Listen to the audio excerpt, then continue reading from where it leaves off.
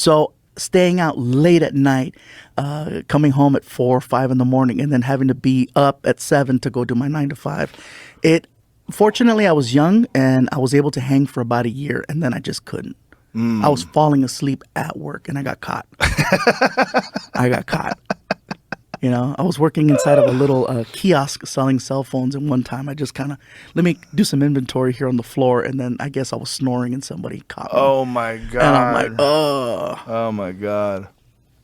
That's a beautiful story, though. That's an American dream story. And I thought that because I had done a couple of television shows and I saw the money that I could make doing stand-up at that time, I said, oh, well, and you start doing the math, the delusional math. Well, if I get one of these a month and I do this and this and this, I only need this much to pay my rent, this much to pay my car note, I'm going to be fine. And I quit my day job and I got evicted from my apartment because I ran out of money so fast. They came after my car. The repo guy was looking for the car. I got evicted. I went to go sleep on my sister's couch. It was one of those. And everybody's like, well, go get your job back. And I'm like, if I do, then I'm not going to pursue this. At the time? 20, 21. Yeah, you could still kind of fuck up a little bit at 20, 21. I had no problem sleeping in a car at that age. Now I'm like, you know. Now it would suck. Maybe I got to get that day job back. But no, back then I was willing to do whatever it took. But that's what you're supposed to do.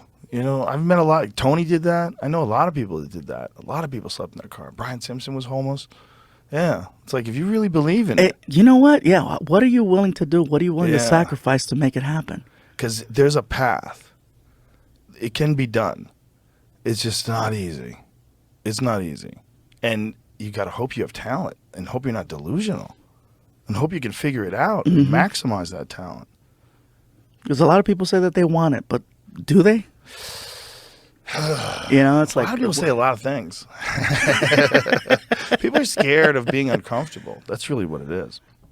They're scared of challenges. They're scared of being uncomfortable. And I get it. I get it. But, you know, the key is like being around a bunch of other people that are also taking risks. It helps you a lot. You see them do it, and then you want to do it too. If you're around people that are trying to, bro, listen to me, get your fucking job back. Stop being a moron. You're not going to make it. I never thought you were that funny. If you're around guys like that, a lot. Those are your buddies. That's a drag. That's a drag. Well, a lot of those voices I heard were family, not necessarily friends. It's like even closer. Yeah, but they're just looking out for you. You know, they're worried. They didn't know. You know, if they had a magic crystal ball, they'd be like, oh, okay. Oh, I should have been more supportive. Maybe But you would have bought me something nice.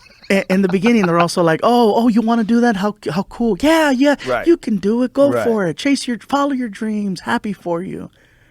Yeah, and then you do it, and they're like, oh, okay. Well, when they see the reality, like the homeless part, and the not having any money part, not having any health care part when you used to, and then the uncertainty of it all. It's not like going to law school. You graduate the bar. There's a path. We don't even have a school for it. You have to figure it out on your own. It's like every other, even if you want to, I mean, there's many, many, many self-taught musicians, right? But you could learn on YouTube how to play a guitar. You can learn on YouTube how to play the piano. You could learn, you can take lessons. They're available everywhere. Someone could teach you how to maximize your voice, whatever singing voice you have. There's nothing that anybody can show you about comedy. Because it's such a broader spectrum. Like, you know, what works for one person will definitely not work for another. Yeah. You know, and I think it's all in what you put out that makes it work. Yeah, for sure. The only thing like a comedy class is good for is it actually gets people on stage. Getting you on stage is the first thing. One thing that I feel like I had an advantage when I started doing stand-up was I took speech classes in high school. And so I was very comfortable getting up in front of the class and just talking. Talking. There was no jokes back then. It was just, can you get in front of the crowd? Can you convey a message? Can you talk about whatever? So I got very comfortable with people being quiet. A lot of times people they freak out when the audience is quiet. And I like it when they're quiet because it means they're listening. They're listening to you. And at this point, if the crowd is quiet, they trust that whatever I'm going to do is going to work because they're paying attention. And, you know, it's one of those, like, it took a long time for me to get used to that. Yeah, getting used to talking to people. That's huge. Just getting used to being, like, the center of attention. That's huge. Having eyeballs on you. Yeah. Because a lot of times, it's like people say, oh, the scariest thing in the world, jumping out of an airplane or doing this or, go cliff diving. But, most people cannot handle being in front of a crowd. Most people get uncomfortable. They're like, oh. You know what Whitney told me? Whitney Cummings told me that originates from the ancient tribes that we used to live in when you were brought in front of the tribe to be judged. That's why they were all looking at you. Like when there's all those people looking at you, it's either there's some sort of a dilemma that you have to warn people about or you're being judged. Both those things are riddled with anxiety. Yeah. So people totally. So we have like a natural instinct. Not like, oh, look, all my friends. What's up, guys?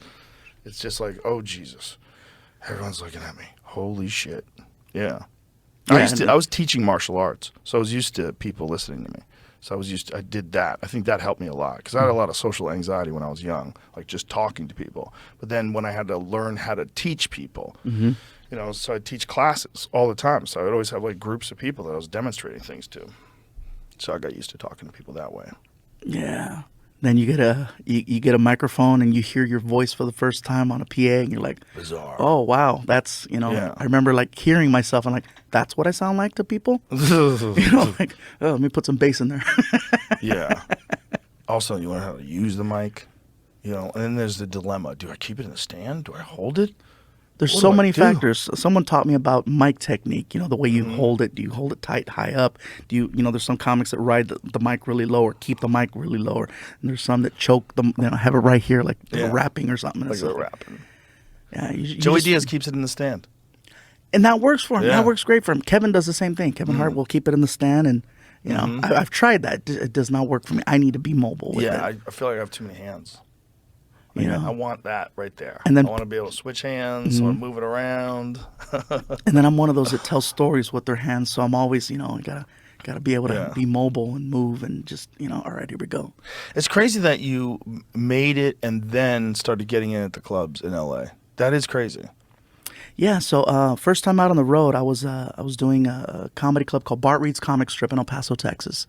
And I was there as an opener, and that was the first time I did a comedy club. Was Bart Reed's Comic Strip, El Paso. That's where I had to go, and I'm from LA. You know what I mean? Like I'd done a million bars and dives and little holes in the wall, but first actual comedy club. And then I remember I went on the road actually with Joe Diaz and with Marilyn Martinez. And so I did a show with the two of them. And getting a comedy course from Marilyn Martinez and Joey Diaz at the same time is something I will never forget because the two of them are so, like, they were just yin and yang. I remember how awesome that friendship was. And they were just so real and raw with me. And I'm just sitting there and I'm this 21-year-old kid. And I'm just like, oh, my God,